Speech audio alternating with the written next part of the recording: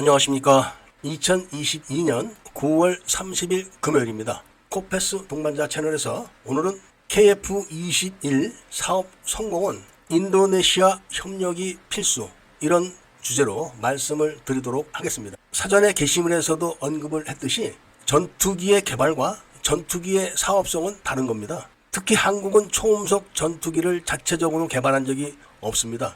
그리고 더욱이 쌍발 전투기는 한 번도 개발한 적이 없습니다. 물론 T-50 훈련기를 개발할 때 초음속 제트기인 것은 맞지만 T-50은 롱마가 주도적으로 개발을 해준 겁니다. 그런데 KF-X는 롱마의 21가지 기술을 들여와서 한국이 주도적으로 개발을 하고 있는 겁니다. 그렇지만 경험이 없기 때문에 개발에 성공을 한다는 것 자체가 굉장히 힘든 겁니다. 그런데 오늘 주제는 일단 개발에 성공을 했다, 개발이 아주 훌륭하게 끝났다, 이런 전제를 깔아놓고 말씀을 드리는 겁니다. 일단 전투기는 생산을 시작하면 최소한 300대 정도는 팔려야지 개발비를 상쇄한다고 합니다. 미국이나 러시아 전투기들은 상당 부분이 그런 부분은 걱정이 안 되는 그런 나라들입니다. 그런데 일본도 F2를 개발해놓고 겨우 100대 미만을 자체적으로 편제하는 데 그쳐서 실패한 거나 다름이 없습니다. 대만도 경국 전투기를 개발했지만 다른 나라에서 누가 신경이나 썼겠습니까?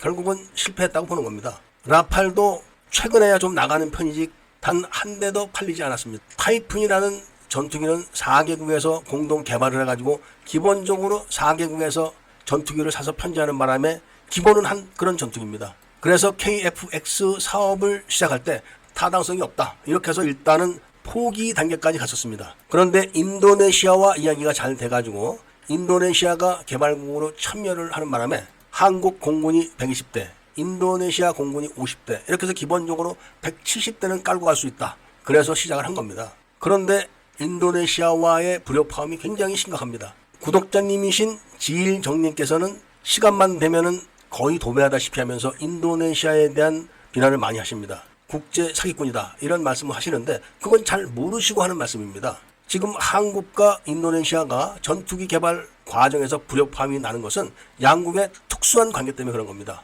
즉 김대중 정부 초기 때 인도네시아 현 정부 초기 때와 맞물려 가지고 수송기 판매와 군용 차량 판매 사업을 같이 해가지고 양쪽이 4천만 불씩 별도로 챙긴 공범 관계에 있는 특수한 사정을 감안해야 됩니다. 그리고 인도네시아와 KF-X 사업을 같이 한다고 했을 때는 쌍방이 교차로 투자를 하기로 했던 겁니다.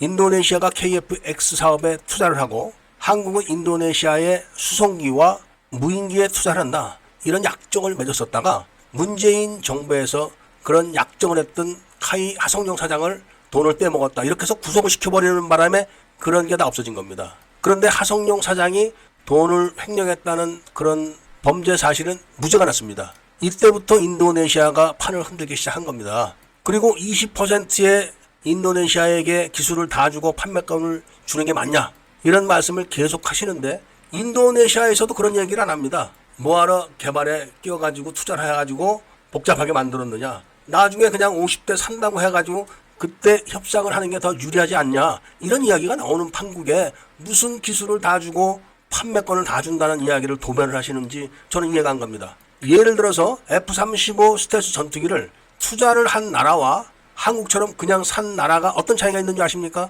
투자를 한 나라들은 그 나라에서 F-35 기체를 다 뜯고 창정비를 할 수가 있습니다. 그런데 한국처럼 그냥 돈만 주고 산 나라는 그런 정비를 못합니다. 그런 정비를 하려면 일본이나 호주로 가서 해야 됩니다. 이런 차이가 있는 겁니다. 예를 들면 20% 돈을 냈으니까 설계도가 10장이다. 그럼 2장만 보여주면 됩니까? 그런 내용이 전혀 아닙니다. 그리고 그 구체적인 계약 내용이 알려진 바가 전혀 없습니다. 그렇기 때문에 인도네시아가 돈을 안 내고 버텨도 한국은 가만히 안 두겠다, 이렇게 떠들다가도 막상 인도네시아에서 관계자들이 오면은 끽소리를 못하고 있습니다. 이런 상태가 계속되는 것은 사업의 미래에 대해서 아무런 영향력만 끼칠 뿐입니다. 인도네시아가 국제적으로 여러 가지 문제를 일으킨다는 소문은 많습니다. 그렇다고 해서 국제적으로 무슨 제재를 받고 한 나라는 아닙니다. 그런 인도네시아가 무대뽀로 돈을 안 낼 일은 없습니다. 다 곡절이 있을 겁니다. 그러니까 한국도 가만 안 둔다, 이렇게 이야기를 하다가도 막상 상대가 앞에 나타나면은 아무 소리 못하는 거 아니겠습니까? 문제는 오늘 세 번째 영상이지만 첫 번째로 개발을 제대로 못했을 때가 데미지가 가장 큽니다. 그러니까 비행부터 무기 장착까지 모든 과정이 다 완벽해야 된다는 겁니다. 그런데 그런 것들이 전부 다 그림만 현재 그려져 있는 겁니다. 실제로 갖춰준 거는 독일제 단거리 미사일과 중거리 미사일 이 두 가지뿐이 현재 없습니다. 무장은.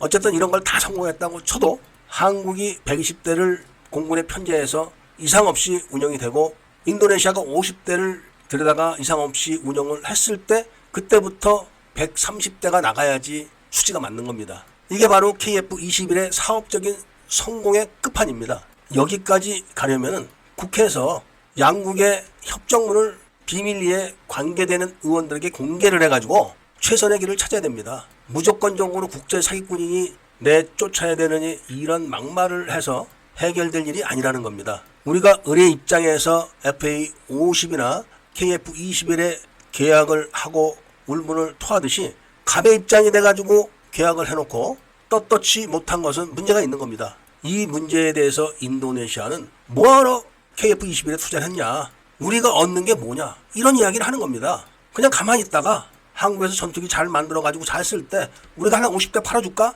이렇게 운만 떼어도 지금 얘기 나오는 거 이상 챙길 수가 있는데 왜 미리 돈을 줘놓고 속을 썩이고 있느냐, 이런 이야기를 하는 겁니다. 바로 그게 한국과 인도네시아의 쌍방 투자 협정 때문에 그런 걸로 저는 알고 있습니다. 그걸 문재인이 정권을 잡자마자 그런 약정을 한 하성룡 사장을 횡령 이렇게 해서 구속해버리니까 인도네시아에서 끽소리를 못했던 겁니다. 국제사기꾼은 누가 국제사기꾼인지 이제 아시겠습니까? KF-21이 사업적으로 성공을 하려면 사업 파트너인 인도네시아와 원만한 협력 관계가 첫 번이다, 이런 말씀을 드리면서 그런 중요한 파트너에게 악담을 하지 마시기를 요청드리면서 오늘 이야기를 마치고자 합니다. 애국 시민들과 밀매분들께서는 구독을 꼭 해주시고 좋아요와 알림 설정을 부탁드리면서 이야기를 들어주셔서 감사드립니다.